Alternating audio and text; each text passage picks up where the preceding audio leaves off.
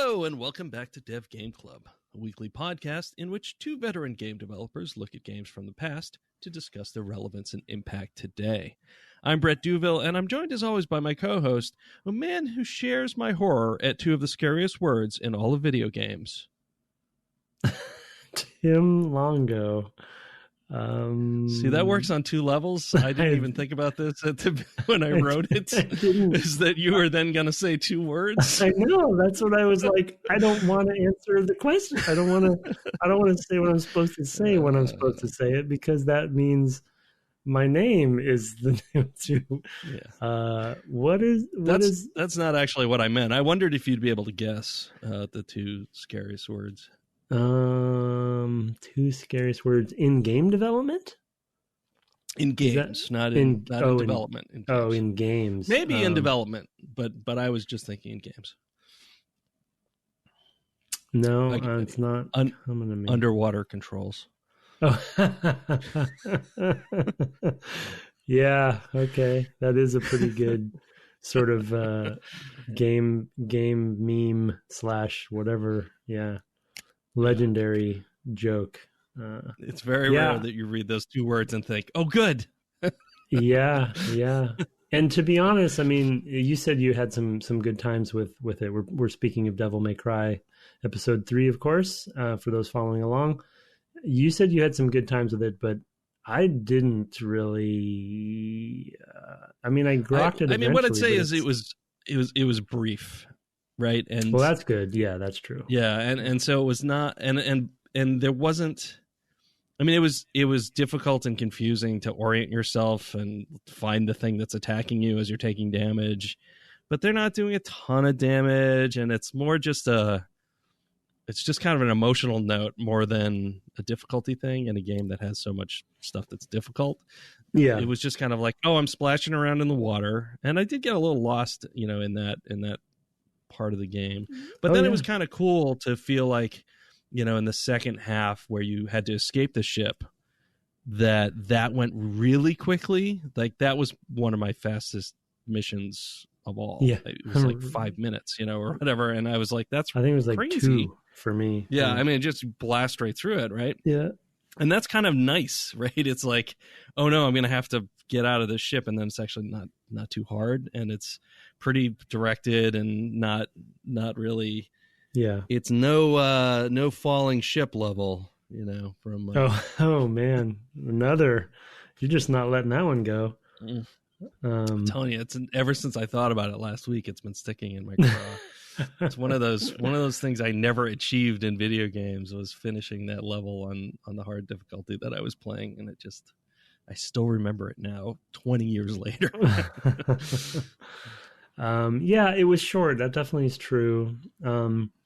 We talked about this a little bit in the Resident Evil series. I had a little bit, no way to confirm this, but I had a little bit of an inkling of sort of the sense that tank controls brought to Resident Evil, that we know that they did talk some about back in the day, of like kind of forcing that emotional sort of feeling of having the game be somewhat cumbersome under stressful situations, where you had to really kind of almost fight the controls so it simulated that sense of terror, and so I had a feeling of that a little bit here, where it went first person and it's kind of weird and cumbersome, and it's like a different set of controls and a different situation to sort of make it feel, because being underwater in a sunken ship is more claustrophobic and disorienting and all those sort of things. And so, you could sort of see some design decisions being made to intentionally put the player out of whack in that case. So I'm probably giving them way more credit than I should, but it made me think about that sort of thing. And there's definitely the frictional games, that company that that does Amnesia and Soma and those sorts of games. I feel like they don't necessarily do it all the time with controls like this, but they definitely are good at putting you out of your element, and creating situations that put you in a disadvantage for emotional effect. And I don't know if that's my random example, but that's the first one that came to mind. that was interesting. But for me, and even if that was intentional, that the intent that they had, which is cool if it was intentional. For me, the weird thing about it was that I'm playing this superhero that is doing amazing things, including falling on a sword and then standing up while the sword is within him, and then using that sword, So it's like, well, why is water his weakness, And there's some unfortunately Halo jokes in there somewhere as far as like that we talk about at work sometimes, where Chief is his greatest weakness is water. But it was just sort of a non sequitur for me that kind of pulled me out of it in a way. It was cool because it was so immersive in a way and different from everything else in the game. So like you said, it was a bit of a palate cleanser, but it also kind of pulled me out of it because of that, because I've been doing so many crazy things from a third person camera perspective. But yeah, that's fair. I mean, it going to first person was weird, and the movement mechanic being basically press X to have it feel like you're swimming, in the sense like that you accelerate and slow down and accelerate and slow down. You basically ease in and ease out of that movement. I mean, we're probably spending more time on the underwater controls than they really deserve, but it just was a genuine surprise in the middle of a game that continues to be surprising. I think that the biggest surprises for me in this section were the ship, all the stuff around the ship. I mean, I quite liked I just like the sensation of going down, I don't know, some kind of river or something on this thing. I called out the Goonies while I was playing it on stream. And totally. Just like, just a moment of, this is, ghost ship adventure, thing that you can imagine, every 12-year-old boy being into. So there was that sort of payoff, and I just really liked that. I loved also, I thought there were some funny jokes, gameplay jokes there. There's if you jump all the way up to the top of the masts, you can walk all the way out on the what cross beams, I guess you'd call them. There's probably a ship term, but yeah, I know what there is. Yeah, I can't remember what the ship term is, but it might even be crossbeam. Anyway, you go out across where the sails hang from, and you go all the way out to the end, and there's like a little, red orb that's like two orbs. Like you dragged your way all the way out there. You're like, there's something up there, and it's like, here you go. Good for you. The golf clap. And I just laughed out loud when that happened. I just thought that was hilarious. That's a good point. Yeah, and I did do the same thing, and I did. Yeah, no, because you do that, right? I mean, they know you're going to do it. Yeah. The interesting thing there that I don't. One suspicion I had the reason that they did put those up there is that they were going to become important for the boss battle. But it seemed like it was more of a disadvantage to go up there than an advantage during that fight, which we'll get to their boss conversation in a bit. But that was a funny little. Well, and it's just, it also, a bit of it is the era, because we've talked about sort of the semi-canned and directed sensibilities of this time in game development, but you couldn't fall off of those things either. They're just these razor thin, beams, and it's, a little bit cumbersome to get up there to begin with. But once you're on one of those beams, unless you jump, you're gonna walk out to the end. So and it's kind of why it's like they just give you this tiny little reward. It's, I don't know, it is funny. I mean, and I think that this is the point where somebody at Sony Santa Monica went, but what if but you can fall off. And there were blades spinning while you were and there were blades spinning all around you while you're doing that. Yeah. Call back. Oh boy. I do, as a minor, small thing. One thing that's interesting to me about the collision detection that's going on with all of that, which is also a callback to the many times I think we've talked about the very customly coded mechanics that we seem to see in this era, but especially in Japanese development, because you can jump off of those things, but then they have the edge detection collision, such that you won't if you're walking or running, and so there's this weird, for me, mechanical disconnect of that, where you have to initiate a jump before you can unstick yourself from the collision of the edge there. And it's just sort of a counterintuitive, feels kind of hacky, and like a weird solution. I feel like that's everywhere, though. I mean, I think even on the wide ledges and like no, it is. That's my point. It is everywhere. Oh, yeah, okay. Sorry. That was my point. It's on any edge that you get up to. It's sort of like, or like some of the minor, the minimal jumping puzzles they have. It's sort of like, as long as you're running around and not jumping, you're not gonna fall off, right? But right. If you accidentally hit the jump or whatever, then it's almost like the edge detection turns off. You know what I mean? And even if you've jumped a little bit, and then you slide off inadvertently, so it's this weird kind of disconnect of what you expect to be happening. It's like almost like two systems at once at play, collision systems at once or something. I mean, you would know more about it from a tech perspective, but it's just a weird sort of finicky thing that I feel like is a great example of how games have evolved since then, making that, I mean, I feel like it's probably literally a 2D map that they're using for character placement. And basically whenever you come to an edge, they just go, oh, if to go over edges, you have to jump. Like it's literally, exactly. The whole thing is just, oh, you can't go over edges unless you're off your feet. Right. So presumably you could be knocked off of them as well, but in combat or something like that. So, yeah. Versus a fully three-dimensional collision detection, you're saying. Yeah. Right.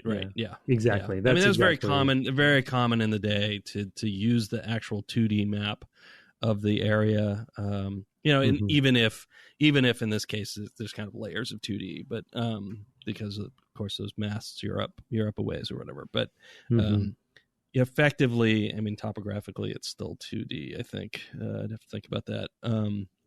No, I think that's a good point. I think that's exactly. I mean, you're basically you and the reason you did that was for I mean, it's a lot easier to test collision in 2D. Oh, this point is on the side of this line or not is a very simple test, and doing a 3D fully physics thing is not. So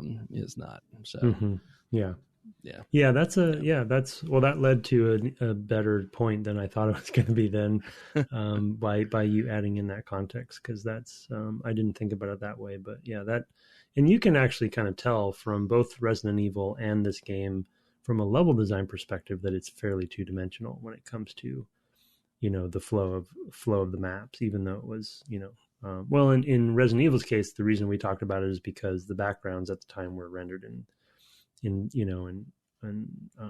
high poly, but then low, with the collision kind of the collision. I mean, they were basically no different than a Scum game, for example, collision block boxes and things like that. Yeah. Grim Fandango. Yeah. As well. Yeah. Or Grim. Yeah.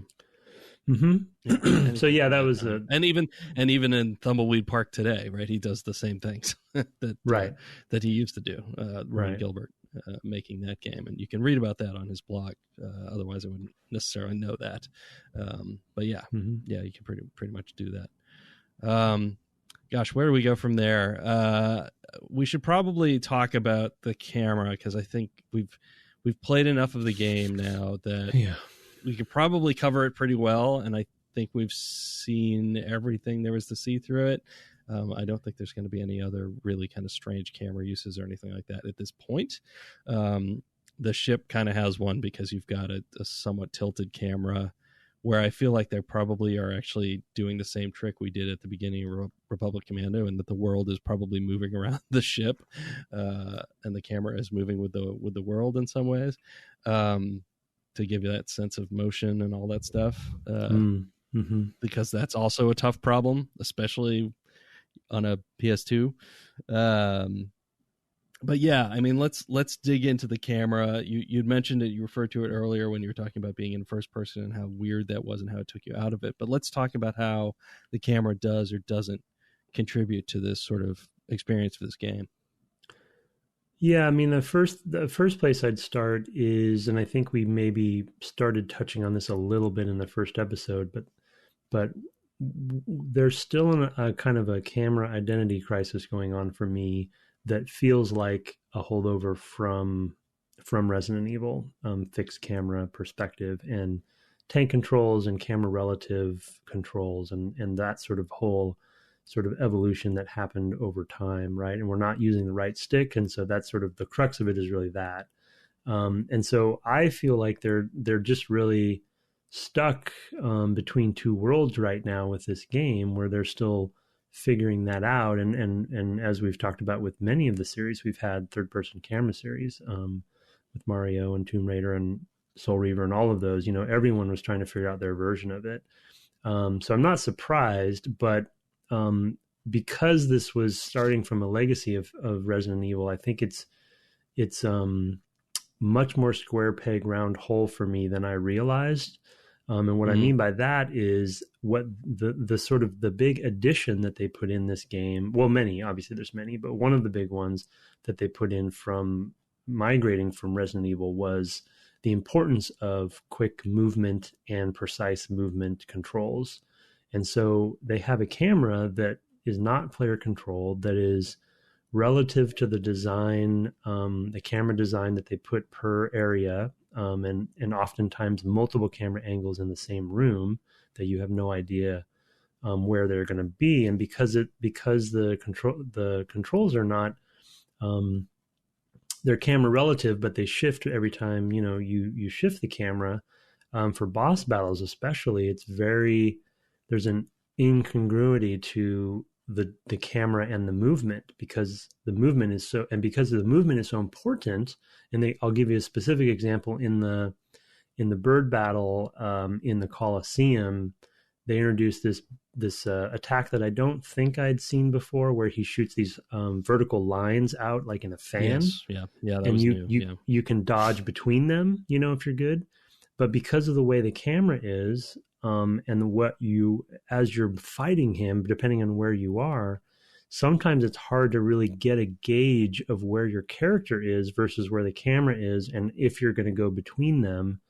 And then you have to also be precise with your movement, and so that was sort of like a perfect storm example for me of these things really clashing, and the camera design and the movement design not playing well together. So that's a good point. I mean, most of the time I don't like when I'm just running around in the spaces, especially in like that first entry hall with the staircase that's kind of dominating the middle of the room.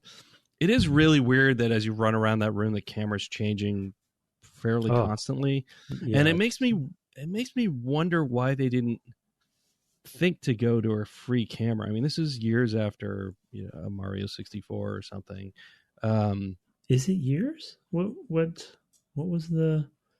Yeah, maybe not tons of years, but it was some time after. Yeah, I don't know. I'd have to look that up. I'm just kind of saying that, but yeah. But I think everyone was playing in the same pool at this point, and Mario's the only one that had an inner tube or something. I don't know. That was a weird analogy, but he's the one with the scuba gear. Let's go back to underwater controls. Yeah. Anyway, yeah. Yeah, this is 5 years later. Oh, Mario's is it really? In 96, and this is in 2001. Yeah. See, then I think they're just being stubborn. I think they had a thing they wanted to do. I mean, the point I was trying to get to with that room in particular was they had to model all of it anyway. Yeah, right. So there's one of the wins you get from the fixed cameras in Resident Evil is that, of course, you can pre-render the backgrounds, and so they can be super pretty on even a PlayStation 1 or whatever, subject to resolution. But they can look basically as perfect as you can make them look on that system. Yeah, and that's great. But here, they have to model everything anyway. Yeah. Mm-hmm. And it all has to hit a sort of visual quality bar.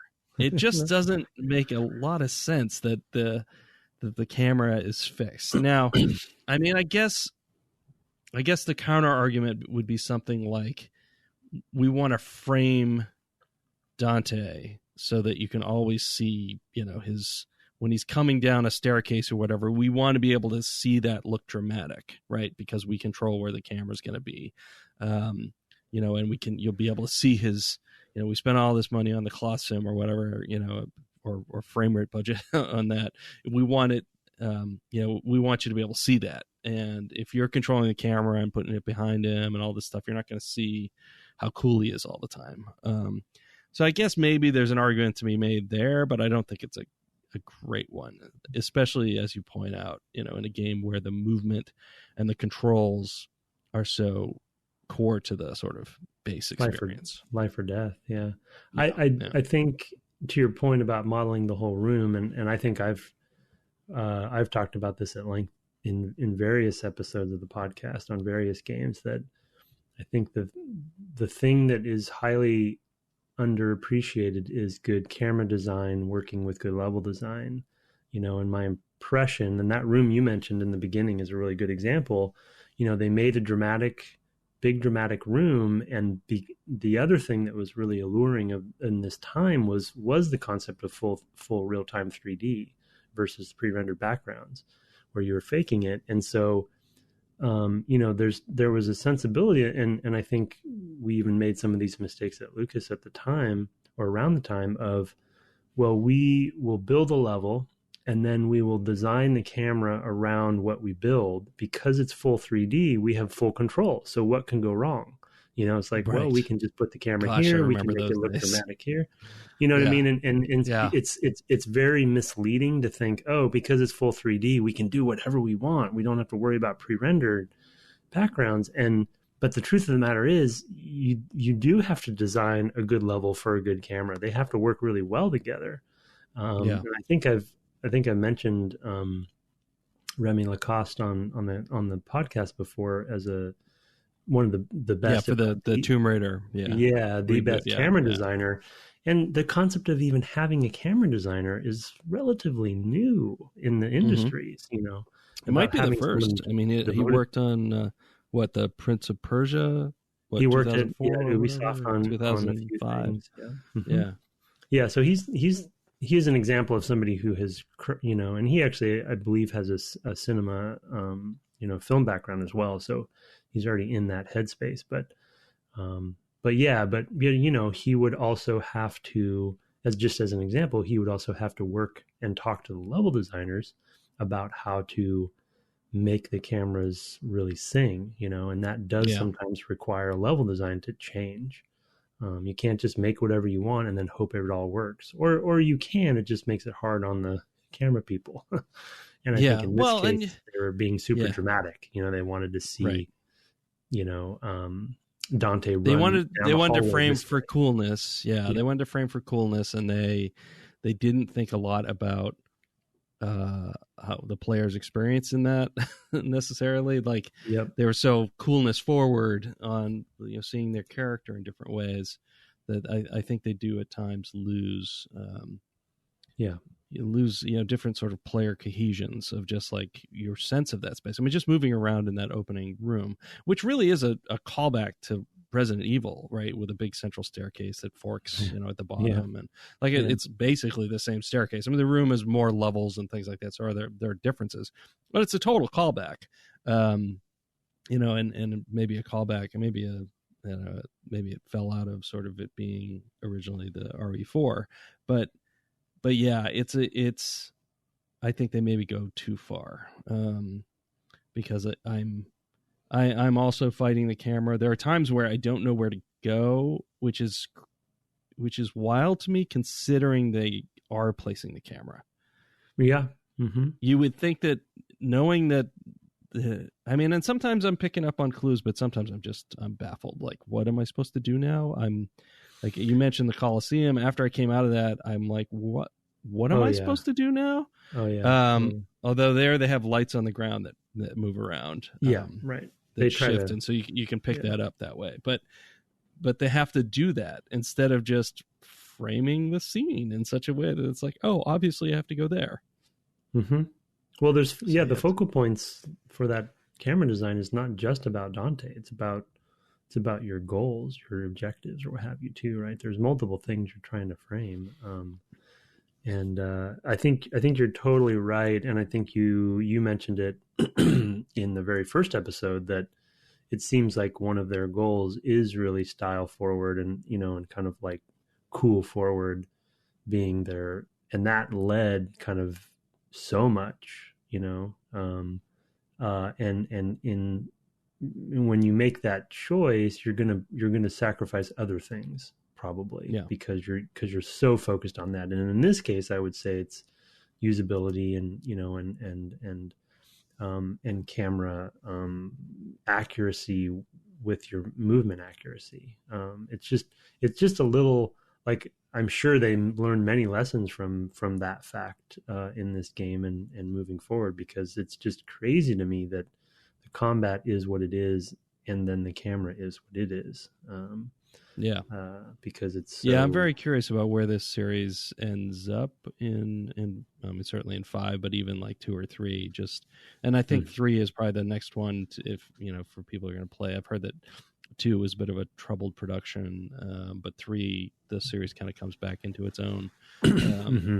I've heard the same. Since I have the trilogy, I might pop in 3 at some point just to try that out and get a sense of how that all shook out. I mean, it's not uncommon to find yourself on a machine, on a console, sometimes doing things that don't fit well, that your idea just doesn't fit well with on the actual thing that you're running on. I mean, I think to Republic Commando, and we were trying to make more vertical gameplay a thing in a console shooter.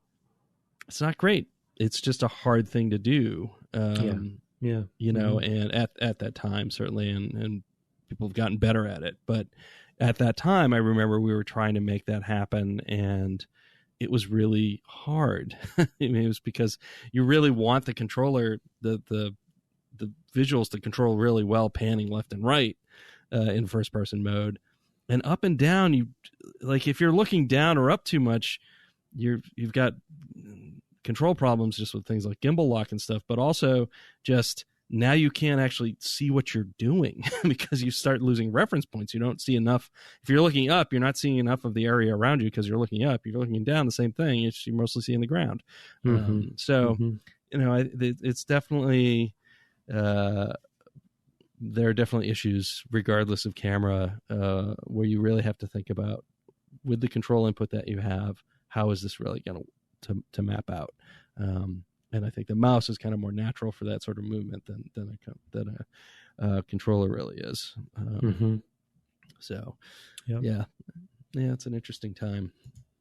Everybody figuring out that stuff. But I do remember having conversations about, well, what do we do if and not on a, well, I guess maybe on Full Throttle too, we talked about it a little bit, but just what if he stands here? It's fine. We'll figure it out. We have complete control of the camera, right? What hubris that was to think we have complete control of the camera. Oh no, you don't. You have a player who is going to find a way to jank that camera up. So well, I'll give you a specific example from Lucas that I vaguely remember.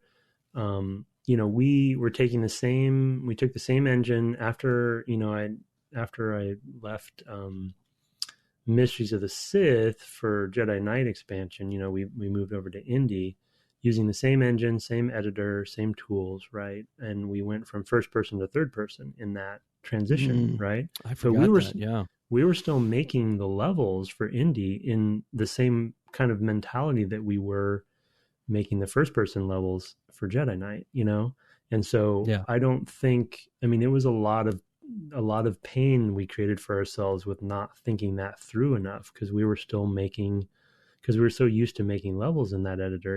We were still thinking about that same thing. We weren't thinking about camera collision, where, and when you're in the editor, you're flying around in first person, or whatever, so there's definitely lessons learned there. And especially when you have people coming from a first person to third person, it's just a whole different ball game. And something like a Tomb Raider is another example of something we were trying to emulate. They were always third person. So they had always built that way. So I think there was an advantage there. Well, even so, though, there were places where it's like, well, to be able to make this jump, you have to back yourself into this corner, and now you can't actually see where you're running towards. No, they weren't perfect. So, I mean, they sure. although they did a fairly good job, to be honest, having replayed it for the cast a while back. It was better than I remembered. It was really an edge case when you would come to a place where you're like, okay, I can't see what I'm doing. But it was, it was in the reviews and everything at the time. So, well, the example, I think we talked about this. This is the last thing I'll say, and we can move on. But when we played Mario 64, I think we talked about the rabbit in, the little lower area, and how that rabbit was part of one of their initial 3D camera prototyping that they did, where I believe the story goes that, as we talked about on the podcast, I think, that, Miyamoto, basically the camera design and tuning, they based on chasing a rabbit around a maze, and that was how they stress tested the rules for how their camera's going to work. So, because of course in their case, they only had one stick, versus the two sticks. And at this time, most people were only using one stick, even when you had two, like this game. So, but that I think is a great, gem of an example of, okay, we have a problem. Let's create a level and a situation that stress tests that problem, rather than, like you said, we just fix it later. It's like, no, we need to be able to follow and chase this rabbit. If we can't do this, exactly. If we can't move forward with they're making actual complicated levels until we figure out how to chase a rabbit and have the rabbit on camera the whole time. So. Yep. The rabbits make a reappearance in Super Mario Odyssey, so they. Oh, do they? Kept with it. Oh, cool. Yeah, there's a maze on the. There's like a hedge maze where I think you chase after them. Oh, that's a total callback. Total callback. Yeah, it's terrific. We're talking a little bit about movement, and this is not directly the same, but let's move a little bit to sort of the combat combos and the lack of block. Some sort of stuff that was kind of surprising. We were talking about a little bit in pre-show. We're not going to really talk about how you move around, because I think we covered that a lot, but how you get around in combat has a lot to do with combos and certain abilities and things like that. I have I guess it's called Stinger, where you can attack from a distance with a sword, and it sort of lunges across the space to get to them, to get to the enemy. I use that one quite a bit too. Yeah, and there's also kind of a targeting, which is also weird, that also interacts poorly with the camera often, because you're focused on a character, but he might be in a place that's difficult for you to actually see. He's obscured right by some geometry or something like that. Just kind of a side note to drag that forward, but that happened a lot to me, and I found myself actually fine with the movement generally, and maybe we can go from this to the combos. I find with the movement generally, I have a hard time predicting where I'm gonna land when I jump. Oh yeah, it's one thing to climb up a wall, but there was a section where we had to jump to get across. I don't know if the stuff was poison below, but it was like this blue and black stuff. It was underground. Yeah. And you have to sort of jump to this ledge so you can jump to another ledge. And that was, not for me. Well, I couldn't land it. I had by then the double jump. And so I fell down. I was able to just jump back up and get to where I was going because I could jump higher. But I don't know. It felt weird, and I was glad I had it. I don't remember, because I'd have to look at the video. Did you skip it? I just decided it was probably optional, so I left. I hope I was able to get to that next boss, and for full transparency of the podcast, I'm not fully up to where we're supposed. I didn't finish the session because I'm stuck on that blob boss. So I'm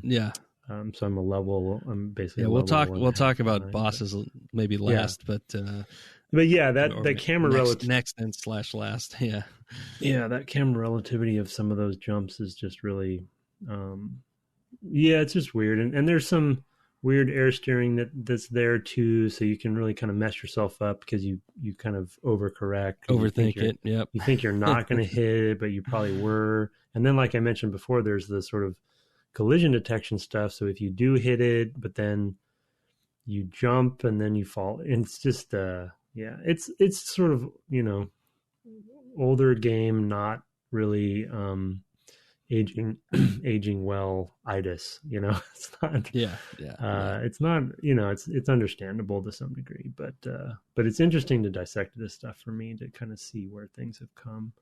But yeah, the combo stuff, I was mentioning to Brett in pre-show, even though I've played these types of games in a, you know, fairly limited amount of them, for whatever reason, I definitely appreciate games that have like a block or a parry kind of as a separate move, and I just very much miss it in this game. And it seems intentional, of course, that they, because it's obviously with fighting games and such that, you know, there were examples out there. But then Brett brought up the fact that, you know, when you're fighting somebody like Sparda with a who has another sword or what have you, the way you block is to attack his attack, which I'm just not that good at. So I'm kind of missing. And because like we talked about with the camera stuff, the movement is a little unpredictable on which way sometimes I'm not even sure which way I'm going to dodge. Because I hold the R1 down, you know, a lot of the time. So, you know, you kind of do that roll, but only if you're pressing certain directions. And so depending on where the camera is, I'm not sure what direction to press. So it kind of is a compounding problem. So I'm still pretty mashy, to be honest. Like I do the juggle, which I do like because it, you know, occupies them. And I do that stinger one because that sort of you get credit for it being a combo, but all I do is just do it over and over again. So it feels kind of cheesy, but I feel like I could be better at the comboing though. I think that the combos are kind of, so, I mean, there's 2 points there. I mean, I think part of the reason for the lack of a block is that's just not in character for this guy. He's too cocky, right?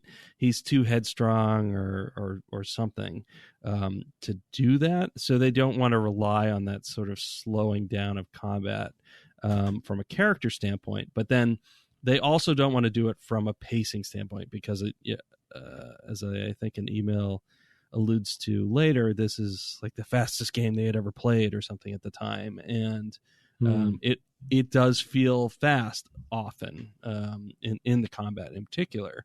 And I think those two things together are why there's no strategy for blocking. And you know, and I think that's fine. I totally get expecting blocks. Yeah, it's definitely a choice. Because I definitely feel like I wouldn't mind having something a little bit more assured at times that I knew, especially fighting.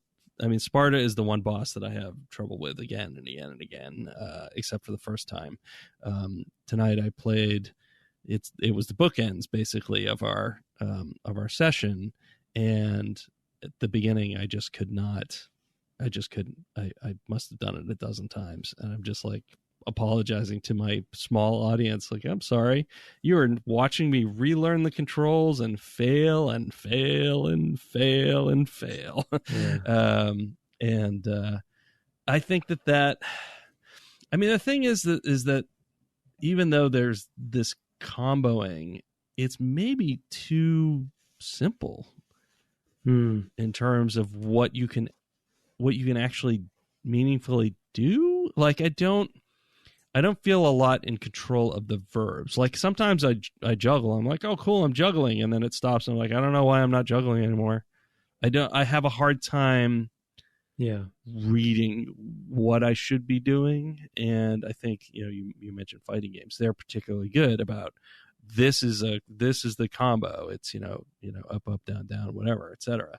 And they have training modes and they have whatever. They have this huge move set that you can just look at. And here it's really they're trying to streamline that all down. But I feel like they may have stripped away a little bit too much. I don't know, maybe for simplicity and ease of use. So I mean, I feel, I agree.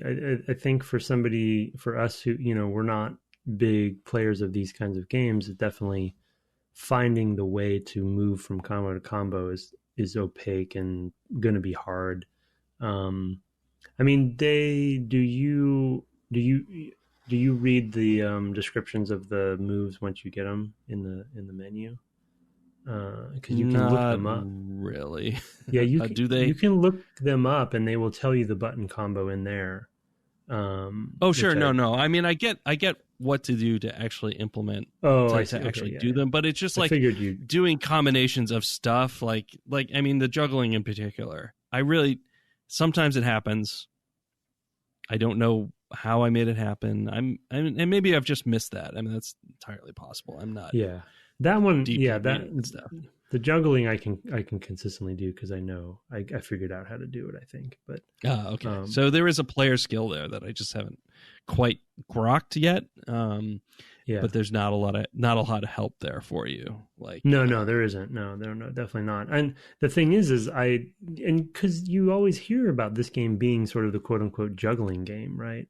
Where this is sort of like where I don't think it's necessarily only because there's some 2D games from the past that really were the ones that started it. But from a 3D perspective, this is like one of the key ones. And so I would always hear about it and be excited to someday experience it because it's just like a thing, And so I can do it. I can get them in the air. But the thing that bums me out is I haven't figured out how to chain that to other things, sort of like a step 2 thing. There is a way once you start juggling, if you press and hold the attack down, he'll kind of jump up and then swipe down, so there's a little bit of a kind of, so it's like you've thrown them up and now you're going to jump up and then pin them down, spike them. Like So it's kind of, that rhythm I've sort of have down, but I think, hypothetically, though I haven't done a good job at this yet, doing that, spiking them down and then like doing the stinger after that, you know what I mean? So you could so that kind of stuff is exciting. It sounds exciting to me, but but I couldn't. So basically, you could get an enemy into a position where they would literally never attack you because they just can't get up. So that's pretty cool sounding. I just haven't spent the time to get there. So I agree with you. Yeah, in general. Yeah, no, it's a good point. I mean, I think that there probably is. I mean, this is a mastery game, right? And so. And that's just a category of game I don't play a ton of, to be honest, and really never did. That's in terms of physical mastery, I should say, like as opposed to I don't know, chess. Mental mastery. Like we know you're good at that. Yes, well, thank you. Nail care emoji. You're also time mastery. You put the time in, and you'll. I do. Yes, yes. You're alluding to my goodness, Diablo exploits this past week. Yeah, well, maybe we'll talk about that a little bit here at the end. He couldn't let me have my moment. I can let you be in the lead. Anyway, yes, we won't get off track. Well, as I said to Tim in text, I put the petty in competition. This is completely the best quote for that. Yeah, that is exactly how I am. People don't know this about me, but if you're a friend of mine on PlayStation Network, we're in competition for who has the most trophies. And the answer is, I do. You don't know that you're in competition, but I'm silently judging you. Anyway. Where was I going? Oh, but no, on the flip side of this is I text you and I give you a hard time about Diablo 3 and you're like, well, now we'll be able to co-op. I'm like, you always look on the bright side. You never let me just have you never are like, damn it. Your win. Yeah. I can't give you the gratification. It's clearly not. Slippery slope. Anyway, I had a bit of a stomach bug over the weekend. I got tons of hours in. So anyway, all right, let's get back to this hell. And let's maybe for the last thing to talk about this week is turn to bosses. Because I think that we've seen a bunch of them. You're kind of a little bit stuck on one now. I actually have quite liked the boss fights, with the exception of these Sparda fights, which I think I'm just not finding the rhythm and tells of. I'm just maybe just not quite focused enough or something. Just I don't know what it is that's making those particularly difficult for me. But I've actually quite enjoyed those. Much more than I expected to. Yeah, I think I definitely, I agree that I enjoy them. I think it's just mainly the game fighting me, and what we talked a long time about just now, of just the camera and movement combos, and there's just enough elements kind of getting in my way that I get frustrated, I think. Because I have modern expectations that I shouldn't. And so, as an example, with the bird boss, there's a lot of times when he has his, like, I guess I never quite get down his pre-tells before, his telegraphing before he will execute an attack. His attacks are, as far as I can tell, he kind of just cycles through different ones randomly. And sometimes he's off camera, especially because he's flying. So sometimes I'm not sure which one. So, and they do a lot of damage, and so I just feel like I can very quickly make a few bad moves or unlucky moves, and then it's kind of over, And so there's definitely those frustrations, which it's that kind of game, so it's like I can't really fault it too much, because it's what they're trying to do. But I'm probably for the most part blaming things that are unfair to be blamed, but I think they're definitely cool, and once I finish them, I definitely always feel like I had a good time doing it, in retrospect. But in the moment. Well, the other thing that we've talked a little bit about that really adds to my stress is the restart and save system part of it. The try again stuff. Yeah, no, I would agree with that. That is the killer. If they didn't have that archaic system, I think I'd feel much better about it.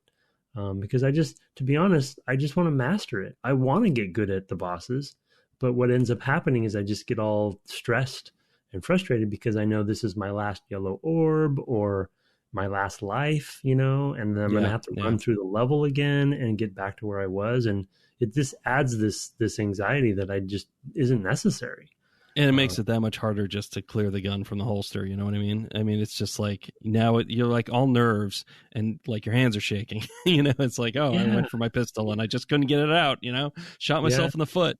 The number of times I did that with Sparda tonight, in the first battle, I just was like, I mean, it was a lot of that. Like, okay, well, I have to do this other fight first.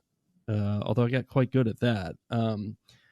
And I was going into Sparda full health all the time. So I was like, okay, well, at least I've managed to figure that out. It's a lot of repetition anyway, but that's okay. But then I'd get into that fight and I would flub things left and right just because I had the nerves of like, I gotta get this guy. I don't even know what's after him.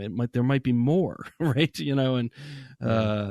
There's definitely that sense. And I think that's, the thing is that I think that has carried forward, right? I mean, you look at the Souls games, you still have that, right? I mean, because they don't, although Sekiro, I gather, puts you right kind of at the boss.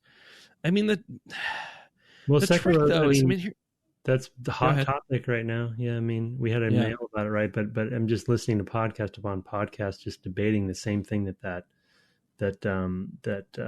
mail asked us last time, and just the whole difficulty setting debate, and just like is 6 hours on one boss too much? Kind of those sorts of examples. I think. I mean, I heard a really charitable one take from Kirk Hamilton and Maddie Myers on Split Screen, where Kirk was pointing out that the reason why people are defensive about it in the most positive sense is they want you to feel the same amazing accomplishment you felt, when you did beat it. Sure. But it's just the hard part is where is there a line where that is literally an accessible thing to everyone. So it's not necessarily difficulty is not the whole story there. Anyway. No, the one thing that, Ben, this is with a big caveat because I'm only listening to people who have played Sekiro. So I can't say this firsthand, but one prediction I would have is that the one difference that I feel like From has been ultimately fairly successful in is with that game. It sounds like people generally know what they need to do for the most part. It's just the execution, consistent execution of it that they need to do, and kind of just that perfection of mastery of it versus, that Colosseum boss fight that I was just saying, like the game is fighting me as well as me needing to get mastery. You know what I mean? They're things like the camera, the boss being off camera or me being in the wrong part of the Colosseum, which created that situation or whatever, so maybe I'm just not playing the boss battles enough to master where to stand, when to stand and all this, but there's just enough that doesn't seem like it's in my control. And I feel like with those From games, you have a lot more in your control, and it's just you need to, get better, dude, kind of thing, to be snarky about it. But right. Well, the trick is, I think, and this is a real issue, is that if the bosses are too different from the normal gameplay, there's this issue that, well, once you beat it, you might get lucky and beat it on the first or second try, and you haven't learned enough to help you with the next one, right? So there's also that, is that like once you've gotten good enough at a boss, if all the boss fights are fairly different, then you really haven't helped yourself in any way for the rest of the game. And that's a really fine line to walk, I think, for developers, is like, how do you find the play that's going to help inform what you do next and make you feel like you're getting more competent, right? So I was the same way with that bird. I only lost it at it once, I think, the Colosseum bird battle, but it was the same thing. And I think part of it is, and I learned this finally in the first Sparda fight from this session, was like I had to really pay attention to, like, there were times where I was just waiting for him to come back down from being up on those ledges.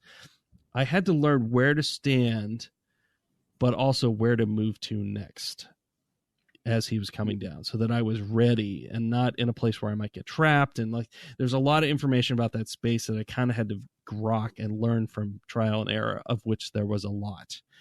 And playing the bird in the Colosseum, I got through it pretty quickly, and now I feel like I don't think I learned any of those things from that fight. So if something comes up like that again, I haven't, I didn't get the necessary skills from that, and the wall is going to be that much harder to climb the next time I face that wall. So yeah, well, and I don't think the connectivity of the player education over the course of encounter to encounter or boss fight to boss fight, I don't think it's fully realized or well realized in this game. I don't think that you're worried that you may not have educated yourself. Yeah, and you're saying don't worry about it because it's not there at all. I don't think. Yeah, not even there to be had. Yeah, I mean, that's a fair point. I think that it sounds like over the course of this particular series, they get better and better with every one of those. But I think as an industry and as a medium, I think that is a pretty advanced development technique to be good at doling that stuff out at the right pace for people, and From seems to have gotten better and better at it too. So, with, like connecting that stuff, and teaching you, but yeah. Cause I'm stuck on this blob boss, and I don't see too many things in there that are thematic from what I've been learning through the rest of the game. That's true. Although, I mean, you're hitting the symbols on the walls. Yeah. I mean, there's that, of course. Yeah. Those are a common element, but the well, I don't know. I guess there's a couple of attacks that, now that I think about it, are similar to the tiger things. Maybe. But I haven't met a freezing thing yet. The light Yeah, yeah. mechanic, the light mechanic with the wall things is new too. So there's a lot of trial and error and dying just to figure that out. But anyway, yeah. Well, I got through that. I got through that boss pretty quickly too. So now I feel bad. But the Oh my Sparda gosh, one's just serious. Oh, geez. yeah, second try with that one too. But What there's abilities are you using? I'm one of my fears, because I am using you're so many leaning into yeah. that I'm spending my orbs in poorly. I use the airstrike a lot. That's the one where you can sort of jump and float while you're in Devil Trigger mode.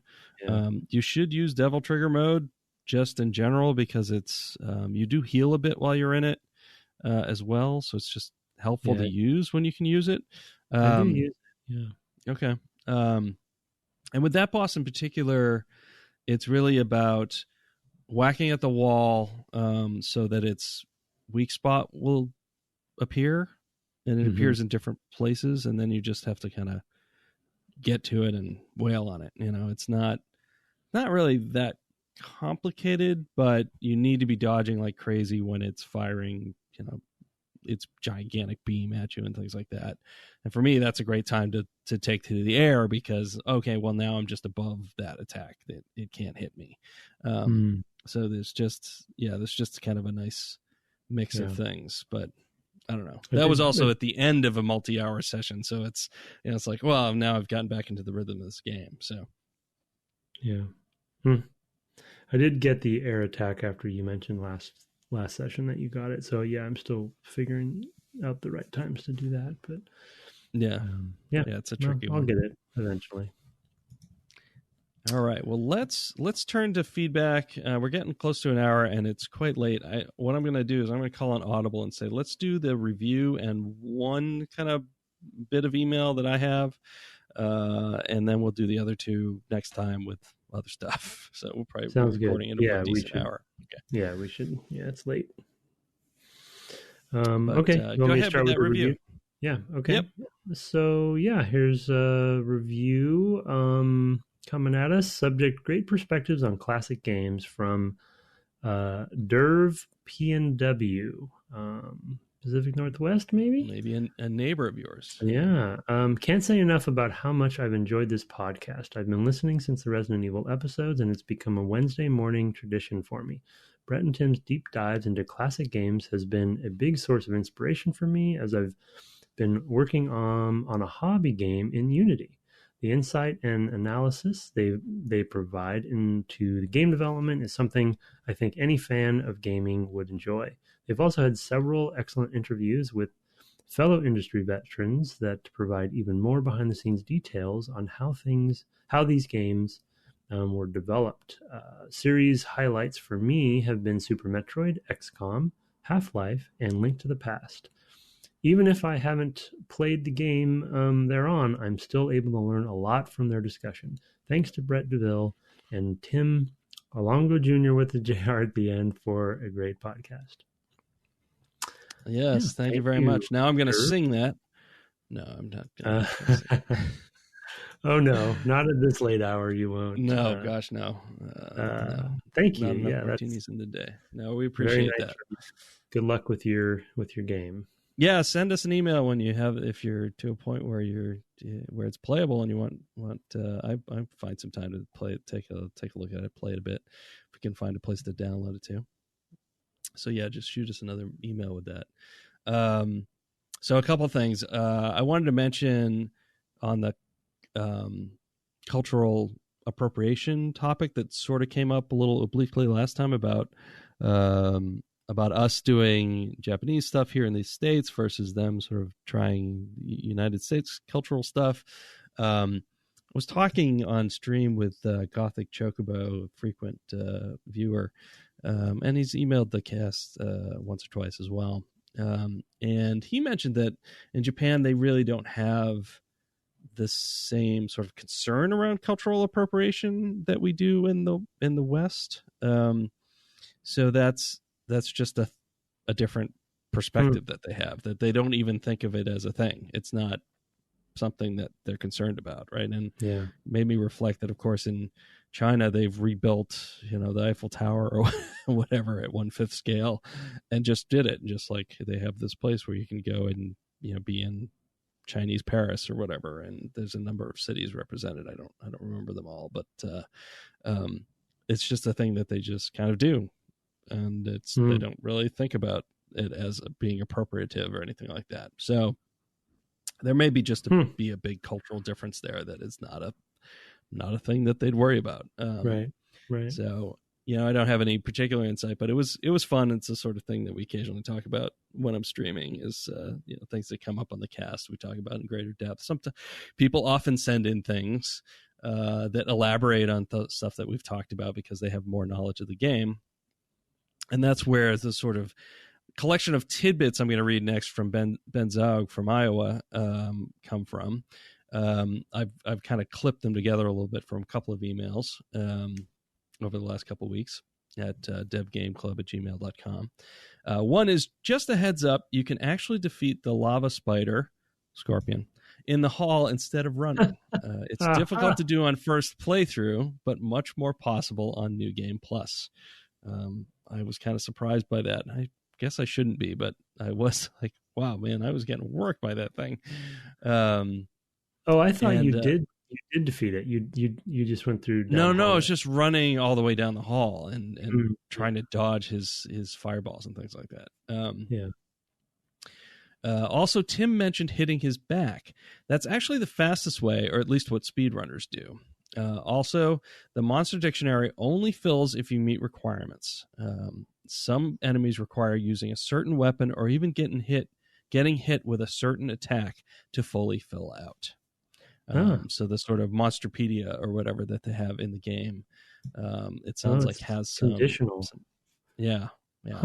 Which is interesting. We didn't talk this time about secret missions, because those are also sort of predicated on that. There's a sort of experimentation and working against the grain that's involved in some of these things, and I wonder if that's like a sort of a secret pillar of the game as well, right? That makes it more explorable. I think that's something we'll probably talk about next time.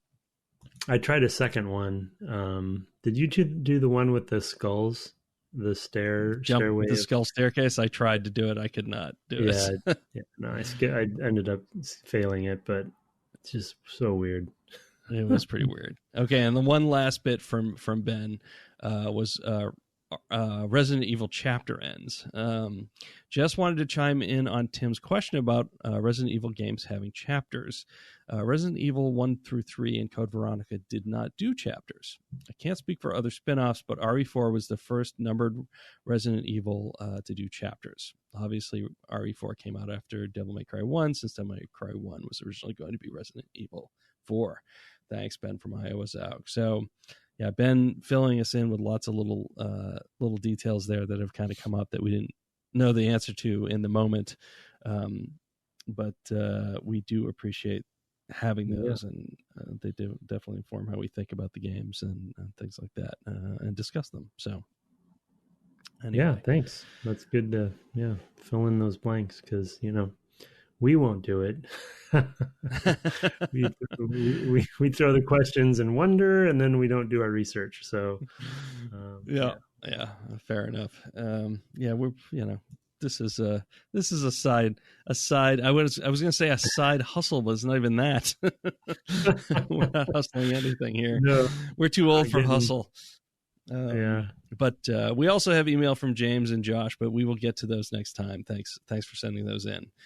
You can, of course, send those to devgameclub@gmail.com, or those reviews through the sort of Apple Store podcast app, all that stuff. I'm subscribed to RSS feeds around the world, but if we don't read your review, so go ahead and throw us an email and point me at it so that I can find it. It may fall through the cracks. But thank you for that. We appreciate each and every one. All right, so for next time, we're going to finish this game. assuming you can get by the blob. Yeah. The blob thing, and I can get by Sparda again, and probably again. I can't imagine this is going to be the last time. So, I worry about it. Yeah, we definitely need to hit story stuff next time. Such that it is. Yeah. I'm going to move that up to the top for sure. Because it we didn't really have a natural in this time. No, so light. Yep. All right. That's all we have for you this week. You can find us on the web at devgameclub.com or on Twitter at devgameclub, where you can also find my co-host. At Tim Longo Jr. with a JR at the end. And, of course, you can find me streaming most nights and generally on the weekends when I'm not under the weather at twitch.tv/Brett Douville. We've been, of course, playing Devil May Cry, but also I've turned to Jack and Daxter of late for my sort of weeknight game, and that has been really fun to revisit. A game I definitely loved when it came out for the PS2 way back in, I want to say 98. Might have been early 99, can't recall exactly, but... you can find me playing there. Thanks so much for joining us, and good night. Good night.